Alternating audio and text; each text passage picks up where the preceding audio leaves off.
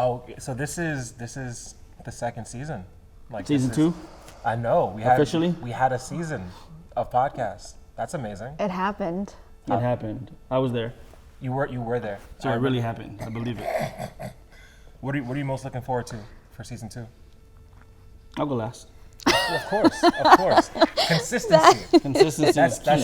That's what I like about this season. Consistency. What about you, Amy? I think we're going to have a great lineup of guests. We did in season 1. I'm excited to see where the conversation turns because we always sort of start out with like what we think we're going to talk about, either, kind of like the season or just that particular guest. And it always takes a little bit of a turn, which I think is exciting to see where it'll go. For sure. What was the question? What are you most excited in season 2? Getting back out there.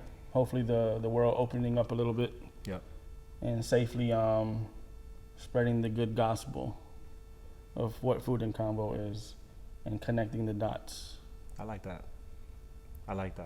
It's also how's that answer for you? Well, it's a great answer because it's a perfect segue because our guest today is a big dot connector. Connector of dots. A good person who knows how to bring people together, who knows how to convene around arts and culture and do something really dope. So a human bridge. A human bridge indeed.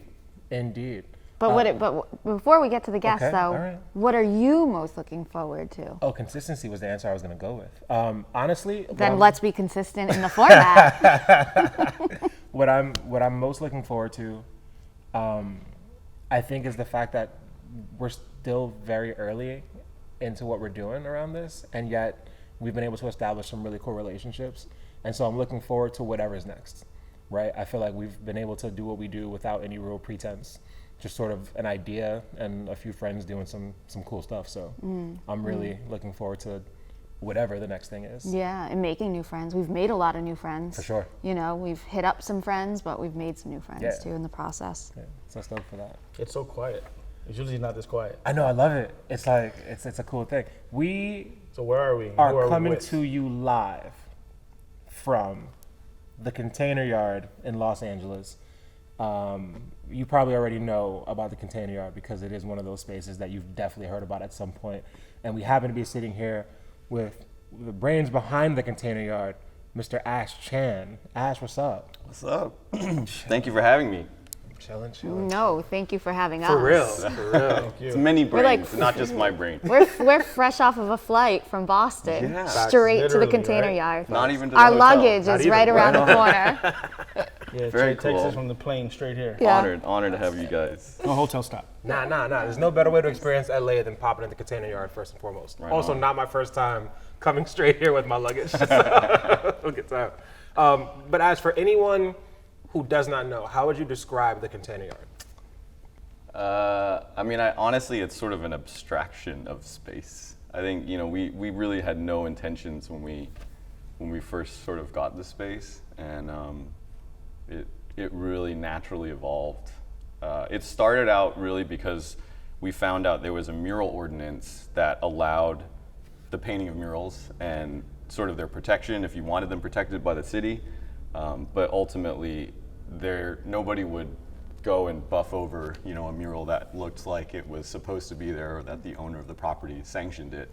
And this one little Hispanic dude came in. This one day we left the gate open, this dude comes in and he's just like, "You got a big wall." He's like, "Can I paint this wall?" And we said, "All right, yeah, that's cool." And like after we said yes, we're like, "Oh crap, we don't even know what he paints," And it turned out he was, he's actually like a union tradesman. I think he's like a carpenter. He was some sort of tradesman, but he had this crazy wild style, and he was badass. And so he started painting, and like this street, 4th Street, gets so many cars every day, and so after a few days of cars passing, we just started getting hit up by people like, "How is this dude painting like this humongous graffiti piece on the side of the wall? Like, how is he not getting arrested?"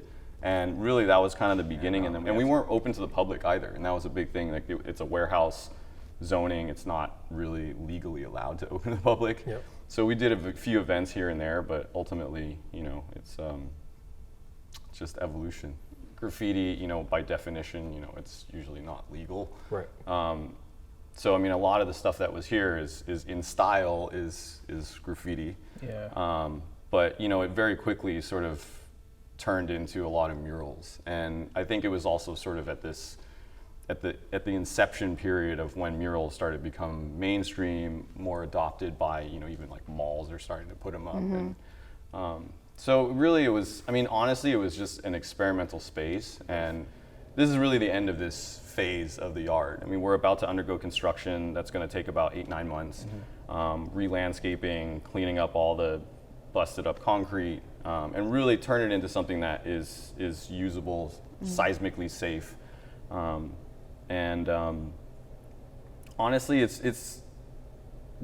was, you know, like a few weeks ago, we were walking through the yard and looking at all the pieces, and, you know, Anthony and I realized there's so many memories, like every piece, you know, like from Bates, you know, to the entire K2S crew coming in. I mean, it's like all these moments of the space were so personal to us, and the experiences, it was so visceral. It just brought us back to, you know, just hanging out and pre-COVID, and you know, honestly, it's just a blessing to have been able to do this, you know.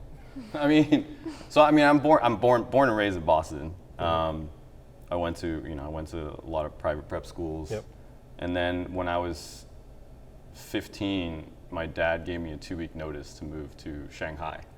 And so we moved to Shanghai for the year. That was like crazy. It was like, I mean, Shanghai was a construction site at that point. And then the next year we moved to Taiwan, and then the next year we moved to California. And so I've been in California for now 25 years. So, you know, I mean, a lot of this, I mean, I'm 43 now, so I think looking back, I reflect on what position I sort of was in following in a father like my father's footsteps. It's a pretty daunting position to be in. And I think I've been sort of seeking to earn, you know, validation for my whole life. I think that I grew up in Boston when it was a very traditional, I mean, it still is kind of traditional, but I think it was very traditional. And growing up with all these kids in private school, you know, I mean, I think there was a lot of indoctrination that I think I had to unlearn, and I'm still unlearning now. And I think that going back to Boston, I see people wearing sneakers. I see, you know, you see people like that look like they just shopped at Bodega, and like it feels different. It's a different Boston today than it was, you know, 10 years ago. And so I think it's really about sort of blending everything. I think that's really what it is. I mean, sometimes, you know, LA can be really focused on creativity, and sometimes maybe a little bit overlooking on some other things. Whereas in Boston, you know, I think sometimes you say maybe they're not as creative in some things, but their foundational sort of, you know, wherewithal is like solid as a rock. And so I think, you know, it's like the best of both worlds, I think. Like for me particularly, like I know there were times like my mom would like send me to school with like my lunch, right? And like I went to elementary school in Harlem, so there were a bunch of other black kids and like Spanish kids I went to school with. And then I was in and out of private school and public school up until college. So I got that sort of, you know, when I went to like a very prestigious private high school, for me it was a huge culture shock to be a kid that came from growing up in public housing to now being in school with kids who literally got helicoptered to school every day. Right? And like I remember going home and like having to unpack that with my mom at 14 and being like, I don't feel comfortable in this school. Like we just moved out of the projects. Pressure. Bro, there was a kid in my school who had his own apartment at 14. Like his family bought a East Village floor, and to teach him responsibility, he had an apartment. Such a different experience than how I grew up. Does that right? teach responsibility? I don't know what it taught him. Throw him in the world. I hope he ended up okay, because we are not in contact I'm just right trying now, to give right? my daughter a debit card. But you know what I'm saying? And so I think about like the mesh of cultures you have in some of these spaces. And so like, you know, I don't know if like ever you had an experience where you're talking about like eating something at school and the kids are like, what? You ate what? You know what I mean? Like, you know, honestly, I don't think I was as aware of sort of ethnicity, the sort of ethnic divides until California, because it is very segregated. I mean, in California, I mean, you go to like Garden Grove, and like there weren't really many Vietnamese people. Like in Boston, I didn't grow up, there was no Vietnamese kids around me. It was like all of a sudden, it's like this Stanton or whatever. This neighborhood is all Vietnamese, Right. you know. And then you go to Irvine, and it's like, you know, there's this pocket. It's like heavily Chinese, and you go to like Diamond Bar and Rolling Heights, and it's totally Chinese, you know, like Beverly Hills, obviously. It's like, you know, so it's like the segmentation of ethnicities in California, I feel like is a lot more defined because the geography allows it. Whereas in Boston, you know, things are overlapping. You don't have, you know, I mean, there's a little blurred lines, you know, here and there, even though, yes, there is segregation, you know, but I think in LA, I mean, you really see it. I mean, like, you see Echo Park, it's like, you know, it was heavily, you know, Hispanic. And you really, I mean, like, even the schools that my youngest went to, you know, I mean, it's like, it's predominantly Hispanic, you know, and you can't avoid this sort of bucket, you know, it's like, so I don't, I think that's the one sort of, I think, negative thing, I guess, about, you know, about some of this melting pot. Yeah, these artists are poly artists. Around the corner is you know, Ricardo, who's Yep. Mexican. Yep. Outside you have Vile, who I don't know what Vile is either. I don't want to get it wrong. 'Cause He's Native American, Indian, and yeah, he's a mix Okay, of Vile would beat me up if I got that wrong. I don't want any smoke with Vile. Fanag. How you say it again? Fanakapan. Fanagapan, I don't say it English. like that. Yeah, English. Fan- Yeah, I know. I say it Fanag. It took me a while to say pronounce But I it. like him. Where's he from? though? He's from the UK. UK, yeah. He's Okay. London. This guy's he's Filipino American. Yeah. Yeah, it's a lot. Yeah. Right. But so even within your own space, right, you have this melting pot. Yep. And I think a thing that you've done, whether it's been conscious or not, right, just going from Imagine to Defer, for an example, is you've been able to highlight different Asian artists, candidly. Like there's an amazing muralist, Royal Dog, right, who's Yep. big shout to one of the best painters, Yep. period, in the world. And the first time I saw a mural of his was when he painted here. And then I feel like it just blew up, and everyone was talking about his mural, and it was of a black woman in traditional Korean garb, Yep. right? Hanbok. Yeah. Yep. And even that, talking about the melding of cultures, Yeah. right? Like that was the whole premise That of that sounds dope. piece. It's fire, though. Yeah. Like he did one of Rihanna like that. Like and like a lot of it was this sort of commentary, right, on like bringing culture together, which I think couldn't be there couldn't be a better beacon of like what this space is. Absolutely. Right? Yep. Yeah. So this is the Food and Convo podcast. So we'd be remiss not to talk to you a bit about food. Yeah, I mean that kind of just seems like a thing. It's in the right? title. So part of the brand. let's get you in trouble right away. Who has better food, Boston or LA? Oh. Home or home? You know, I had a Lakers hat on No comment. when I was in Boston, and my dad introduced me to this cop, and he's like, "That's an arrestable offense." I immediately took off the hat, put it to the side. So one of the reasons that we're in LA, recording this podcast, started seeing you, is that we are having our like LA takeover this weekend in town for the Family Style Invasion Fest. is probably better. Yeah, I like that. Invasion's good, like that. We're not asking for permission. We're just invading. Well, we're here for the Family Style Fest. It's a cohort of people, so shout out to Miles, and he collabs with the Hundreds, so Ben and Bobby, and they find a way to put restaurants and restaurateurs from around the country with like creative directors, with brands, and they collaborate on both a food item and a fashion item, right? And so really sort of the intersection of two different things. And as we were talking about coming through here for the week, we talked about that idea of taste making and trend setting, right? And like what impact that has on community and on culture, and sort of on youth culture in particular, right? When it comes to like street art, graffiti, fashion, street culture.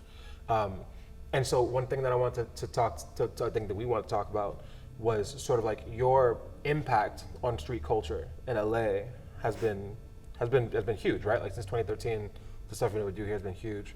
And then like that coupled with these other events that are coming up or other opportunities that are coming up around sort of LA, like how have you sort of experienced that from your angle, right? Looking at like what you've been doing over the last almost 10 years, coupled with some of the other things that have been growing out of this area and this part of this coast, right, over the last 10 years.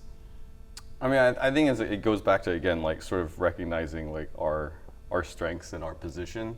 And I mean, like just having a space. I mean, so many people are just missing the space, right? They don't have the space to do something. And so really, I think having a space that is not just holding out for the highest bidder is already an amazing starting point, because then it just opens it up to anything you want to do.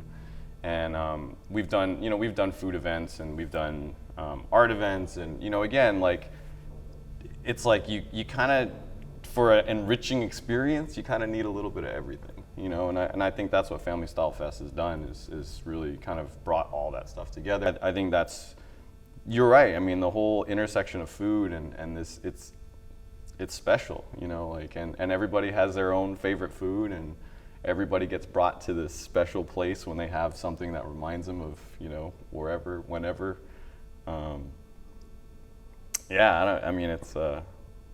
It's the intersection of cuisine and culture. It is.